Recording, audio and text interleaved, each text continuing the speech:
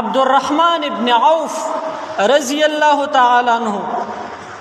دا ډېر یو مالدار صحابي و، خو چې کله مدینه منوره ته هجرت وکړو نو ټول مال او متاع هغه چې کوم دی په مکه مکرمه کې پاتې شو. الته پیغمبر علیه الصلاۃ والسلام د درور ولی د سعد ابن ربیع رضی الله تعالی عنہ سره وکړه، او سعد ابن ربیع رضی الله تعالی عنہ د مدینه منوره په مالدار ترین سړو کې چې کله ورسره د درور ولی وشوله نو سعد ابن ربیع عبدالرحمن ابن عوف رضی الله تعالی عنہ ته وای زه د مدینه په مالدارو کسانو کې ما زه ډیر مالدار یم، زما خزی دي ایوی خزی ته به زه طلاق ورکم او چې عدت دي تیر شي د هغې نه پس ورسره ته نکاح وکړه. او دویم نمبر زما په مدینه منوره کې 2 باغونه دي زبردست، په هغې کې یو باغ به تاله درکم دا ستا شو. دومره ورسره هغه قرباني سعد ابن ربیع رضی الله عنه وړاندې کړله مخې ته. عبدالرحمن ابن عوف رضی الله تعالی عنہ ته وایي الله دې ستا په اهل او مال او متاع کې برکت واچي، ما ته صرف د بازار لاره وښایه، زه یو تاجر انسان یم، تجارت زه کولی شم، ستا په اهل او مال او متاع کې د الله برکت واچي، دې ته زه نیم تیار چې ستا نه دا مال واخلم. سعد ابن ربیع رضی الله تعالی عنہ ته د قینقاع د بازار لاره وښودله چې دغه قینقاع بازار دی او په دې کې ځان نه تجارت کوه. سعد عبدالرحمن ابن عوف رضی الله عنه به د قینقاع بازار ته تلو، اول ته به تجارت کو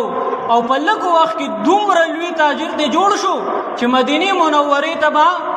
د تاجرانو او د مال قافلې راتللې او مشهور تاجر دی جوړ شو په لږ وخت کې. او تر دې پورې علما لیکي چې دا صرف د الله په لاره کې څومره مال ورکړی دی، یو موقع کې 40,000 درهم او 50,000 دینار او دغه رنګ نور سامانونه دا چې کوم دی صرف د الله په لاره کې ورکړي دي چې د هغې د نن زمانې د پاکستانی کرنسي مطابق 2 کروڑ روپۍ جوړېږي. 2 کروڑ روپۍ دا صرف د الله جل شانه په لاره کې په ښکاره طریقه باندې ورکړي، په پټه طریقه باندې لا پته نه لګي چې هغه به څومره ورکړي. 2 کروڑ دا صرف په ښکاره طریقه باندې عبدالرحمن ابن عوف رضی الله تعالی عنہ ورکړي دي د الله په لاره کې. او چې کله دا وفات شو او میراث تقسیمېدو نو په میراث کې دومره سونه پاتې شوی و، دومره سره زر دې پاتې شوي چې هغه د مزدورانو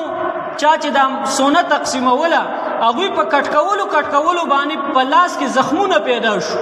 دومره سونه د ده نه پاتې شوی و په مال میراث کې. او د ده 4 بیبیانې وي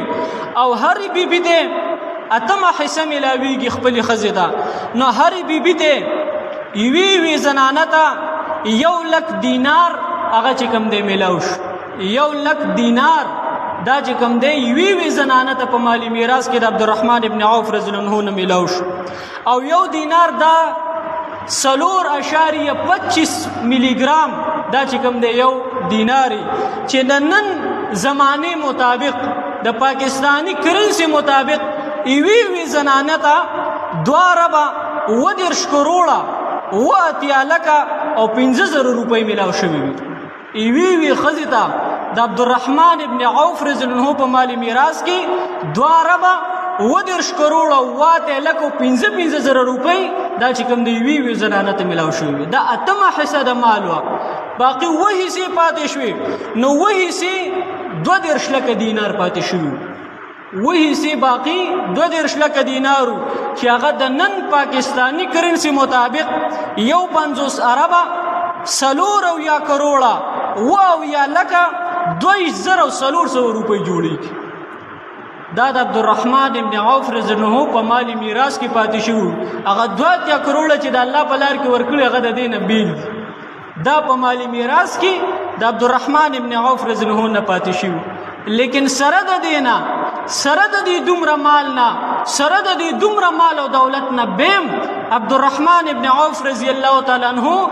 هغه 10 مبارک صحابه کرامو کې شامل دي چاته چې په دنیا کې د جنت زیری ورکړل شوی دی. دومره مال او متاع د عبدالرحمن ابن عوف رضی الله عنه په عبادت کې، د عبدالرحمن ابن عوف رضی الله عنه په هغه صوفیانه زندگی کې هیڅ فرق نه راوست.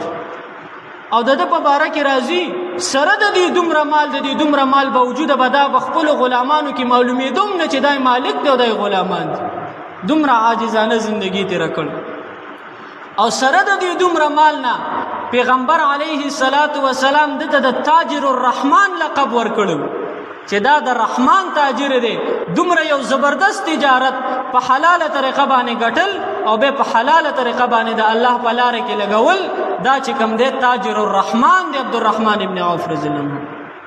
په نن وخت کې په ټوله دنیا کې د ټولو نه مالدار بل ګیټ دی بل ګیټ د ټولو نه مالدار انسان په نن زمانه کې دا بل ګیټ دی په میلیونو روپۍ وسره دی ډالري په میلیونو ډالري لیکن علما لیکي او دغه رنګ ماهرین کسان چې دا نن بل ګیټ سره کې می روپۍ دي که په نن وخت کې د عبدالرحمن ابن عوف رضی الله عنه مال پاتې وي نو د دې په سلګو نه زیات پر عبدالرحمن ابن عوف رضی الله عنه مال وي د بل ګیټ په سلګو نه زیات مال به نن د عبدالرحمن ابن عوف رضی الله عنه وي که په نن وخت کې وي او که په نن وخت کې د عبدالرحمن ابن عوف رضی الله عنه مال وي نو ټول یورپ دا د هغه په مال باندې اخیستلی شو دا د عبدالرحمن ابن عوف رضی الله عنه هغه مالداری ده خو سره د دې دومره مالدارۍ نه